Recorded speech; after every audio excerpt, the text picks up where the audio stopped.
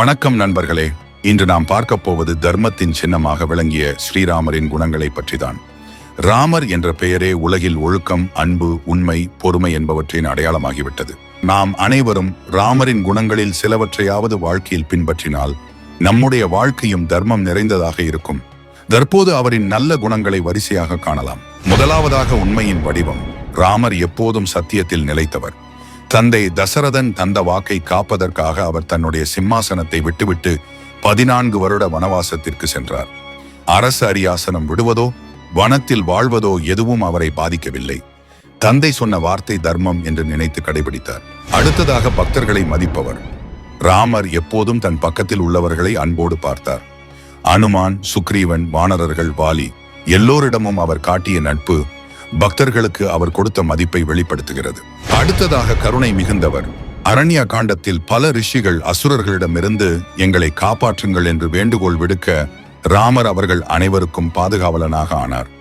அவருடைய கருணை யாரிடமும் பகை இல்லாமல் யாவரும் நல்ல வாழ்வு வாழ வேண்டும் என்பதே. அடுத்ததாக பொறுமை. ராமரின் மற்றொரு பெரிய குணம் பொறுமை. வாழ்க்கையில் எத்தனை சோதனைகள் வந்தாலும் அவர் கோபப்படாமல் அமைதியுடன் அதை தாங்கினார். தாயின் வாக்கால் வனவாசம், சீதையை இழந்த வலி, அநீதியான குற்றச்சாட்டு இவை எல்லாவற்றையும் பொறுமையுடன் தாங்கினார். அடுத்ததாக சமத்துவம். ராமர் யாரிடமும் வேறுபாடு காட்டவில்லை. குலம், சாதி, நிலை, செல்வம் எதுவாக இருந்தாலும் அவர் அனைவரையும் சமமாக கண்டு மதித்தார். அதற்கு சிறந்த உதாரணம் சபரி. ஒரு பழங்குடி பெண் அவருக்கு கொடுத்த பழங்களை அவர் மகிழ்ச்சியோடு ஏற்றுக்கொண்டார். அடுத்ததாக சிறந்த நண்பர். சுக்ரீவன், அனுமான், விபீஷணன் போன்றவர்களுக்கு அவர் உண்மையான நண்பராக இருந்தார்.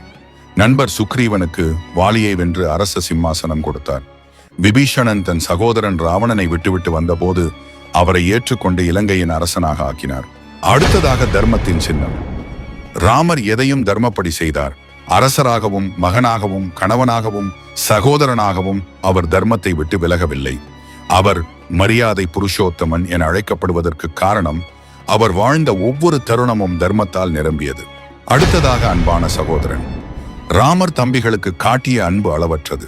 இலக்கியங்களில் ராம லட்சுமணன் என்ற சொல் மிக புகழ் பெற்றது. தம்பி லட்சுமணன் 14 வருடம் வனவாசத்தில் கூட ராமரிடமிருந்து பிரியாமல் இருந்தது அந்த அன்பின் சாட்சியே. அடுத்ததாக கோபத்தை அடக்கியவர். ராமர் எப்போதும் சாந்தமாக இருந்தார். சில நேரங்களில் அவர் கோபம் அடைந்தாலும் அதை தர்மத்துக்காக மட்டுமே பயன்படுத்தினார். அதற்கு உதாரணம் ராவணனை எதிர்த்த போர். அடுத்ததாக மனித குணங்களை உடைய தெய்வம். ராமர் தெய்வமாக இருந்தாலும் மனித வாழ்க்கையின் எல்லா உணர்வுகளையும் அனுபவித்தார்.